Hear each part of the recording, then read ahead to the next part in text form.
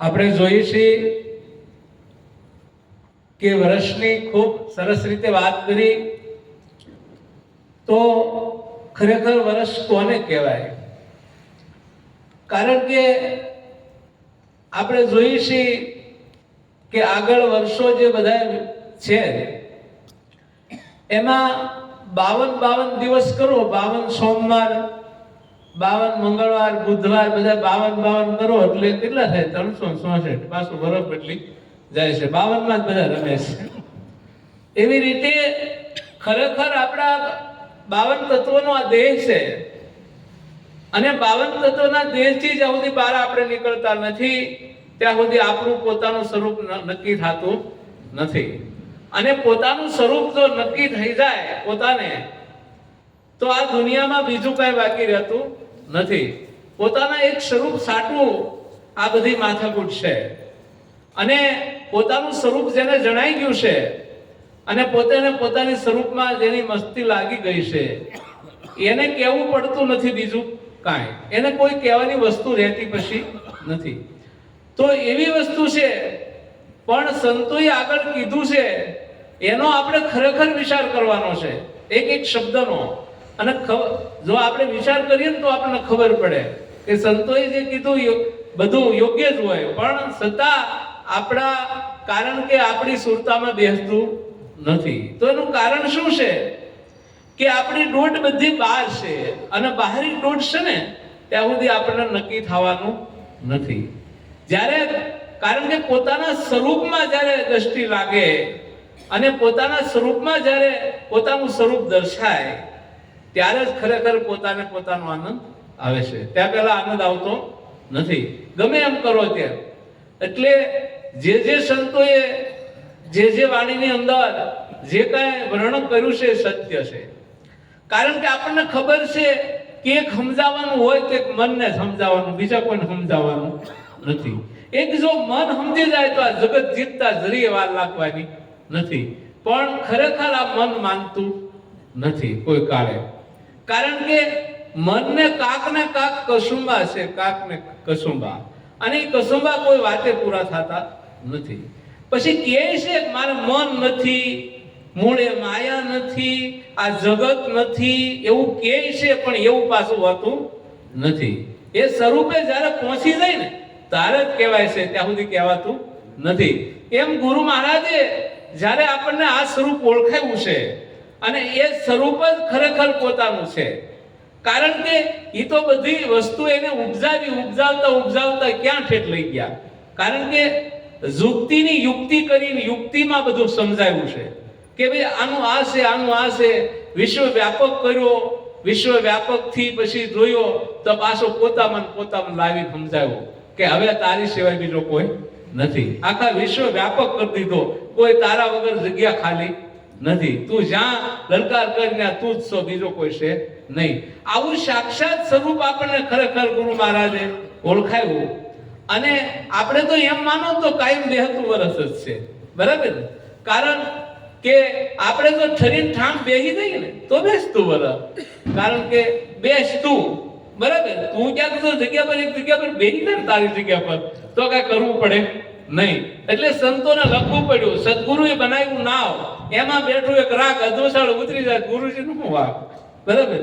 એટલે આ બધા સંતોના શબ્દો છે, બહુ વિચારવા જેવું છે. કારણ કે ગુરુ મહારાજે તો આપણા સ્વરૂપમાં મૂકી દીધા ને આપણને, અને આપણા સ્વરૂપમાં જ આપણને કહી દીધો. હવે ગુરુ અને શિષ્ય જુદા રહેતા નથી, બે એક સ્વરૂપ થઈ ગયા.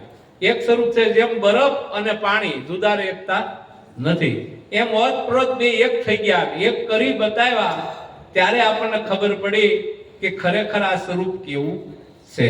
હવે એ સ્વરૂપને કોઈ કે છે નામ છે, કોઈ કે શબ્દ છે, કોઈ કે અક્ષર છે, કોઈ કે બ્રહ્મ છે, કોઈ કે ભગવાન છે, કોઈ કે પરમેશ્વર છે, કોઈ કે પરમાત્મા છે, કોઈ કે હરિ છે, કોઈ કે માલિક છે. આ બધાને જુદું જુદું વર્ણન કર્યું છે, પણ છે તો એકનો એક જ, બીજો છે નહીં. આ સ્વરૂપ જ્યારે એને પોતાનું નક્કી થઈ જાય ને ત્યારે ભગવાન કહેતો હોય ભલે, ઈશ્વર કહેતો હોય ભલે, આત્મા કહેતો હોય ભલે, પરમાત્મા કહેતો હોય ભલે, એ બીજો છે નહીં, બરાબર? બીજો છે જ નહીં. કારણ કે આપણે જોયું છે કે રોડ ઉપર એક પેટી પડી હતી, સમજ્યા? અને પેટી પડીને બધા કે હેની હશે, બધા હાલતા જાય ને કહેતા જાય હેની હશે, બધા વિચાર કરતા જાય. પછી બીજા દી સવારે લખ્યું કચરા પેટી છે, તો એ બધાને ખબર પડી, બરાબર, કે આ કચરા પેટી છે. એમ આ બધું આપણે જે મનમાં કાઢીએ ને બધું કચરું છે, બરાબર. બાકી તો એક જ સ્વરૂપ છે, અને એક સ્વરૂપને માણી લીધું એનો બેડો પાર છે. નામ સમોવડ નથી જાણજો કહેવા સરખું કહીએ, થાવર જંગમ સબર બરાબર સદગુરુ શબ્દે લઈએ. ઓળખીને અંતરમાં લાવો, પ્રેમે પકડી રાખો, અરદ ઉરદના ઘાટમાં પાસો એ રસ સાખો. જીભ વિનાની ઝૂકતી જોડી મહામુક્તિને હવે માણો, મન કર્મ વસને માની લે સોમાં કોઈ એક સાણો, બરાબર. તો આ બધા જે સંતોએ જે લખ્યું છે, નિરાંત મહારાજે 100% હોનું લખ્યું છે, પણ આપણને નક્કી નથી થતું. એક વળી કે પાછું છે, એક કે નથી, આમાં એમાં ગોટાળો ખરેખર આ નાખે છે. આ કચરા પેટીમાં બધું નાખ્યું ને ત્યારે આ બધું આવું થયું છે. નકર ખરેખર ગુરુ મહારાજે જે ઓળખાયું સ્વરૂપ એ શુદ્ધ ચોખ્ખું છે, પવિત્ર છે, સીધી વસ્તુ છે. હા, પણ આપણે ઓલા ઘોડે ઘૂમડી વધારે કર્યું. આપણા સંતો કહે ને કે પેલો વાણીઓ ગોળ જોવા ગયા, અને ગોળ જોવા ગયા તો કે આમ રોજા કરે, એટલે ઓલા કીધું કે બહુ શીકણો તે કરી દીધો હતો નહીં, બરાબર. એમ થાય એવું છે, એટલે ખરેખર હતો નહીં.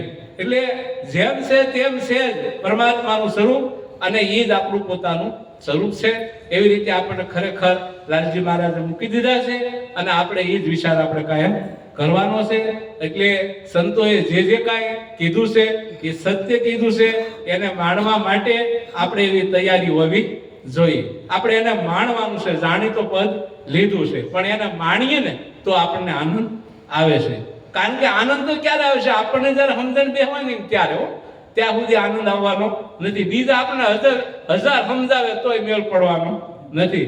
આપણી જેથી સમજણ આપણામાં ઉતરી તેથી જ આનંદ આવે, ત્યાં સિવાય આવતો નથી. કોઈ પણ દવા દે કોઈ કે ભાઈ આ દવા બહુ સારી છે, પણ તમને લાગુ પડી છે, તમને લાગુ પડશે તેથી આ બધું થાય, ત્યાં સુધી જવાનું નથી.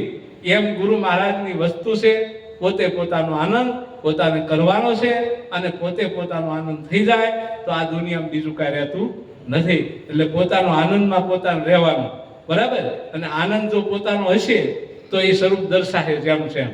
કારણ કે આગળ તો ઘણું લખ્યું છે કે ભાઈ આગળ પદ નામનું છે, અને નામમાં પાછું અનામનું પદ છે, અનામનું પાછું પ્રેમનું પદ છે.